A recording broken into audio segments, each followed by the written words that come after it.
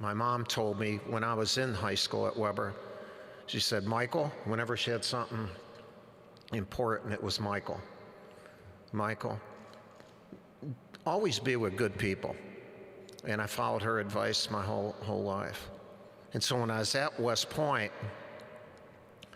how lucky can you get? I'm at the greatest leadership school in the world, the greatest character building school in the world, and I'm playing for one of the greatest coaches of all time in Bob Knight. Boom, boom, boom. Those aren't punches that knock you out. Those are punches that give you that leadership character, the knowledge of playing for, a brilliant, brilliant coach. How lucky can you get? I can get a lot more lucky. I get to serve in the Army, and after I do my service, and Coach Knight gives me an opportunity to go to Indiana and go to graduate school. I'm there for 1 year. They have one of the greatest teams of all time. I learned there. And then at 28, you think Shire's young. He's 33. I was 28. Although, more handsome, at that time in my life. And in my opinion, Marcel, not in your opinion. All right. And the people at West Point believed in me. I got that opportunity, and as a result, we turned around a 7-44 program into a 73-59 program. And then you get lucky again. Interview for the Duke job, and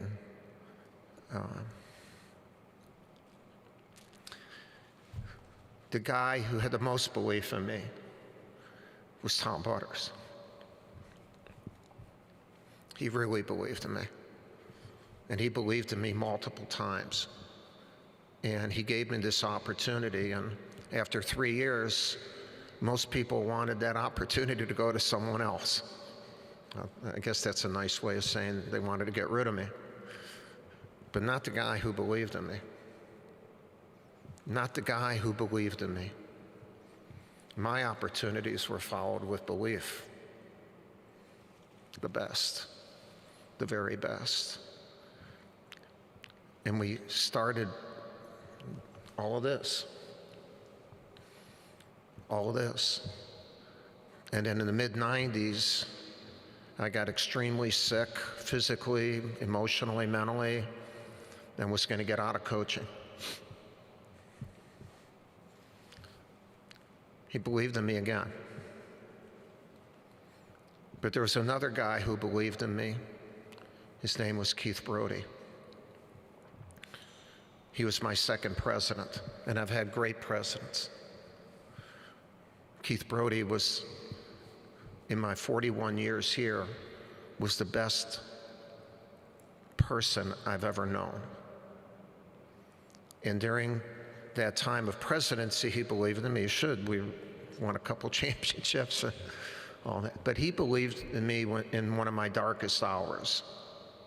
For those months of rehabbing and getting better, he believed in me every day. Another opportunity.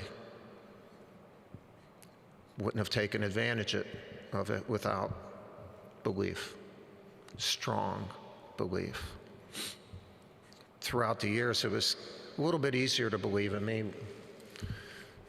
Championships, and I'm glad a lot of recruits believed in me because they made me a heck of a lot better coach. Some of the great players in the history of college basketball played right here. Played right here. And every day I had an opportunity to be with the best. And I found that relationship I had with the reverse of the relationship I had with Coach Ostrowski and Father Rogue. Now they believed in me. Wow. What a life. I then get an opportunity to coach the United States team. 11 years. Jerry Colangelo, he said, I want you, you're a college coach, and I want you to coach the national team. Yeah. I jumped at it. And in our first competition, we lost. We didn't know what we were doing yet. And Greece beat us in the World Championships in Tokyo in 2006. The worst day of my life in coaching. The worst day. I wanted to end it. That's it. And I went up to Jerry and I said, I'm sorry. And he said, we'll get this done. I believe in you. In your darkest hours and that, it's not just about opportunity, man. It's about someone believing in you. 77 games later, 3 Olympic gold medals, 2 world championships. That belief turned into this. And so, for me, the opportunity to coach here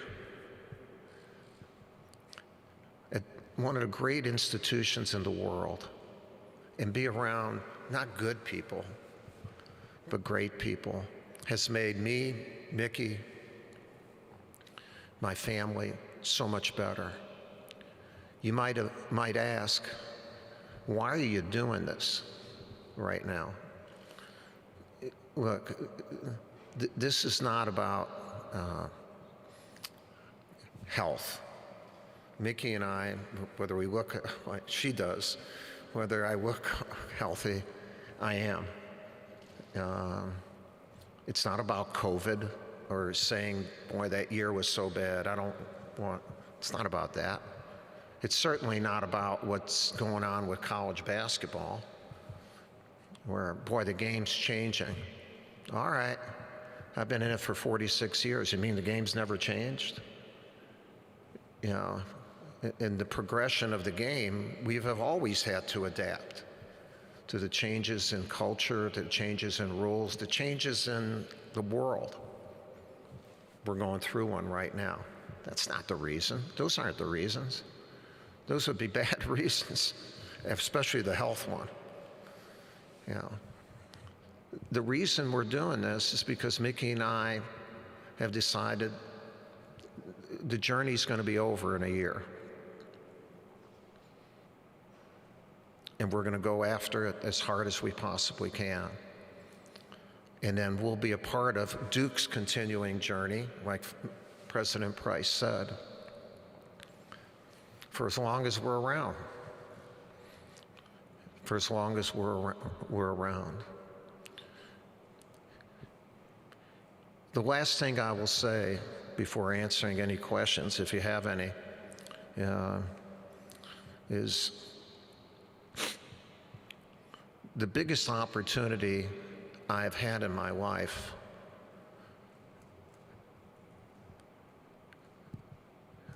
and the people who have believed in me the most are my ladies, my wife and my 3 daughters have made me so much better. They've been there in those dark days, those dark nights, those celebratory times too. They have always believed in me. Thank you. Thank you. And I want to thank, this is not a day for thanking everybody because it's not over. But today it's a day to thank you all. Yeah, I'm a lucky guy, and we're going to go for it as much as possible, as much as we can this year, and we're going to try to return this place into being what it's supposed to be. And then we'll be able to walk away to another part of what we're doing. Thanks for watching ESPN on YouTube. For live streaming sports and premium content, subscribe to ESPN+.